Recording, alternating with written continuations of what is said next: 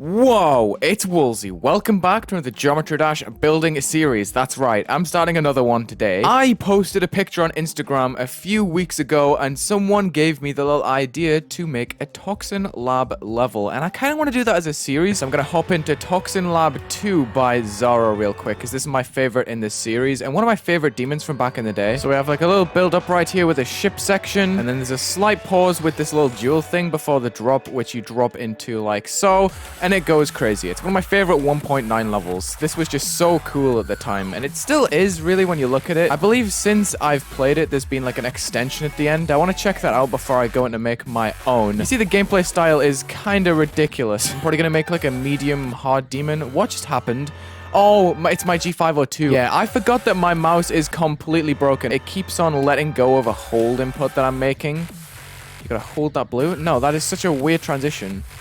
Okay, like that. I doubt many people watching this video have actually seen this extension because this was added pretty late after this level was popular. Yeah, you see it's a robot. This is a 1.9 level. Well, that was that, and I'm gonna make a level inspired by that over a couple of videos. I'll probably start off this video with like an effect layout. Like half a layout, and then I'll add an effect to it that makes it look cool. We got Toxin Lab W using the song Karai Trick Room. They're now currently known as Tomboy on Newgrounds. I'm using a 143-second start offset. It's kind of got that build up that's very similar to Toxin Lab 2, and I've chosen the drop in the song that has multiple bursts of energy because I feel like it's more appropriate.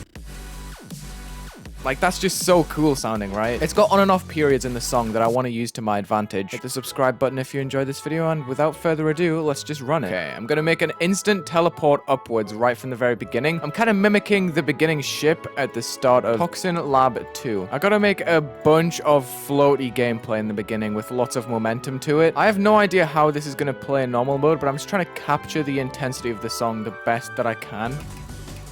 That actually works really well, apart from that final spike. Not gonna lie, did not expect that at all. I guess I could have a tiny little wave corridor here, but I'm not too much of a fan of that. I think teleporters are gonna be the key for cube sections to make them not so bland, because I am using a very slow speed, and I'm focusing on the flow of the gameplay a lot more than my structuring at the moment, because Xaro's structures aren't exactly the neatest, and they usually end up being pillars, which are pretty easy to incorporate into effects, so I'm not worried. And then I have the flying part on lock right now. We just bump this up to the ceiling. I think the green orb should be fine right here.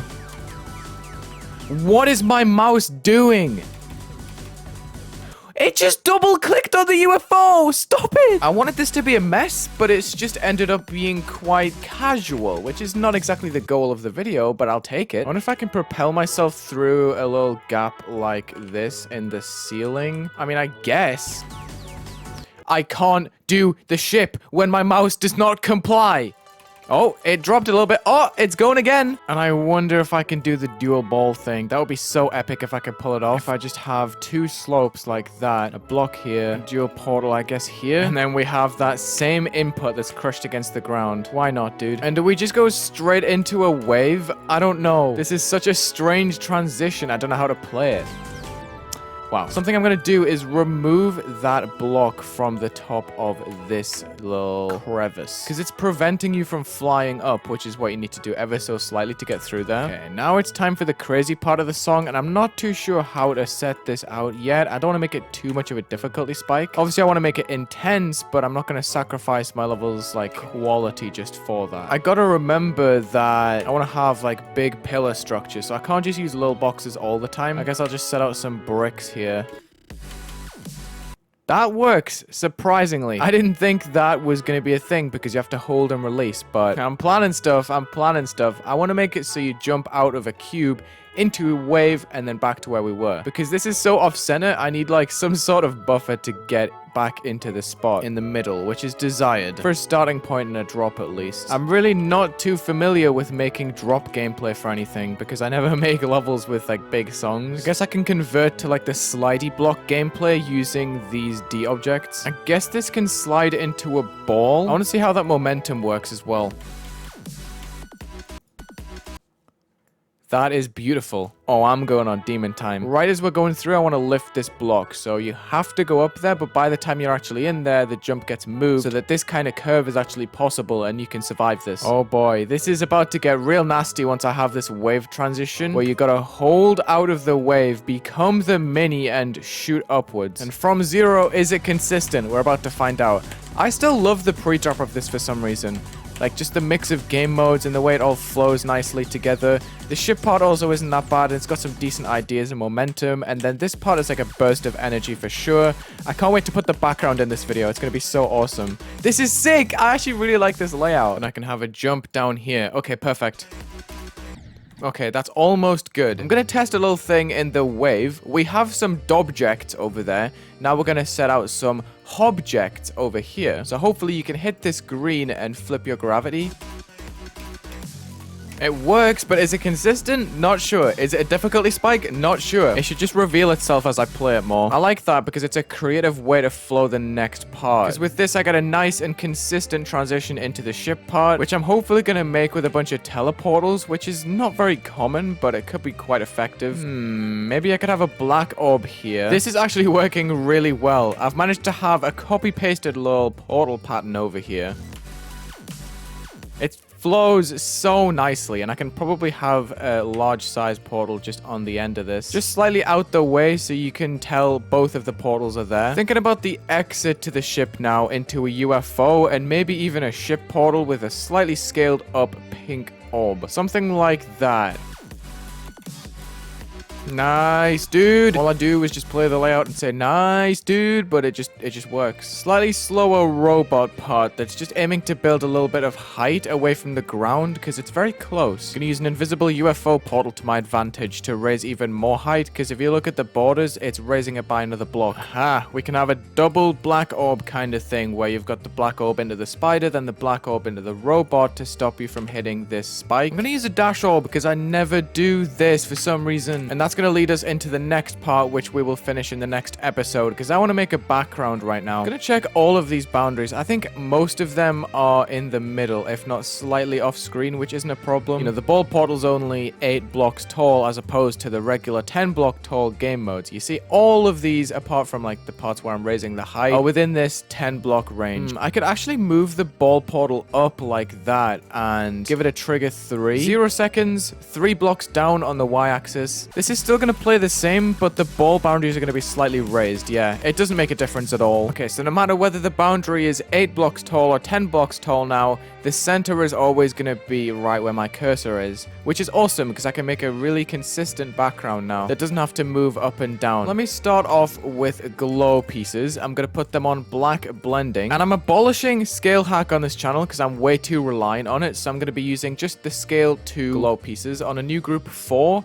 Don't fade, don't enter. 4 is going to be this moving group, which locks on around about here. And it's going to have a unique group 5. My plan now is to make an easily repeatable set of triggers for this object that's going to make it move and pulse in a cool pattern when it's all together with its other little glow bodies that I'm going to add. I'm going to give this a 1 second move time, and ease out, and it's going to go, I think, 12 blocks or so to the left. There's going to be a pulse for this group, which is going to go to a bright green on a 0.05 fade in and a 0.75 fade out. Then when this movement ends, it needs to go back to its original spot, which can be a 0 second move time while it is invisible. Due to its base color being black blending, it is totally invisible until the pulse happens. So when it ends, I can move it secretly without the player really knowing, and that just needs to move the opposite way that it did initially. When I try and copy a move and a pulse at the same time, it does not give me the regular edit menu. So what I need to do is make the movement first and then the pulse, which is annoying, but it's fine. So for every layer that I add, every glow object that I'm adding, I am going to be incrementing by 20 on the y-axis, which seems like a strange choice, but altogether it's going to create a really cool little pattern. The peak of this is going to be 120 on the y, and then the pattern will start moving to the right at its peak. Now that's going to be minus 100 for group number 12, and then we just continue all the way to the top corner, which is going to be 120, 120. I'm going to put my pulse triggers in, in, you'll notice that the gap between each trigger that I added was just a tiny little arrow like that. That's because this effect can take quite a while to get going, so I need to have the triggers extremely fast to make it like explosive with the song, which is, you know, what a Toxin Lab level is. That's the goal I'm trying to achieve. So, and as you can tell, the copy pasting pattern for the pulse trigger is much more simple than the move trigger, because all you have to do is increment the group on that one. The last thing I got to do is just keep copy pasting the glow object and replacing the group with a brand new one. So basically all of my triggers were just preempting the addition of these glow objects. If I slow it down, you'll see what's happening. Basically, this glow is being spread all around in a square pattern, except the square isn't filled out yet. There you go, you see it happening. So now that I know it's gonna work, I can just continue my little pattern, except we're at the top right corner now, and to get back down, I need to decrement the Y. Simple, dimple, whizzle, dizzle, you know the deal. Am I gonna reach the ceiling of the level with just these triggers? I hope not. Oh, I think I'm gonna be one off. Dude, I'm one off from squishing this off the ceiling. That is crazy. Dude, I just made 53 and 54. Okay, so this should be the first wave of the effect. That's cool looking. This is where the next beat of the song is, and I want another one, so I think I might sacrifice another 50 or so groups just by copy pasting this entire thing and build helpering it like that. That's what I want, but I just realized before I do that, I gotta have the system in place that moves them back, so I can just copy that with the build helper and not have to remake it with the new set of triggers. Complicated, I know. I just gotta delete this and finish the whole job, essentially. And I realized that the fastest way to do this is probably just gonna be to copy all of these triggers, and when they're done, just set the movement to 0. But I am gonna have to individually go through every single trigger and flip the movements in each box. It's such a silly process, but it actually is like really important. I must say, with being an effect creator, I am well versed in just going through triggers and flipping the values. Literally the only effects that I used to make before I even like started making videos was just moving stuff and having it move back. Like, it's goofy. Dude, I love when it's both minuses because I don't have to backspace anything. I can just type the numbers in. So now I can do my crazy copy paste build helper idea right there. I'm gonna put all of that on editor layer number 3, build helper, and then put this block right back. For the second set of movements, what I'm going to do is flip the order that all of these move completely, which is just done by selecting each strip individually and flipping it, because if I do it the other way around, then the offset movements will happen first and it'll just be a big mess. So individually flipping these rows basically allows the moveset to happen backwards like that. Then without needing any more build helper, I can just repeat this once again. Nice. I wonder if I can reuse this pulse in a different way. If I give this set a much longer move time, like 4. And then what I want to do is have these pulses run wild. If I set them to the next editor layer and I make them like a 0.2 or something, and I copy paste them every 5 blocks or so. That's actually really cool. Hold on. I think it can run 4 times around before it gets boring. Maybe if the movement on 4 had ease in out so it can be there for longer. Perfect. Okay. I wasn't expecting that to take me so long to make, so I'm probably going to end this episode here after I mess with the background a bunch. Background to bright green, while simultaneously the blocks go to black. I like that the blocks have a flash of green before they go back to their original light green. Yes! That's so much cooler! And boom. 26 seconds in, I'm pretty happy with this layout so far. I really love the effect in the middle. It went a lot better than I was expecting. Before I made the background flashes, I kind of thought it was mid, and then I realized how it actually looked with the proper flashes and stuff, with the full effort put into it, and it just looks so much better than I could have expected, especially since this is in layout form. I think it's the bricks and some of the blocks that make it really feel like a Toxin Lab level so far.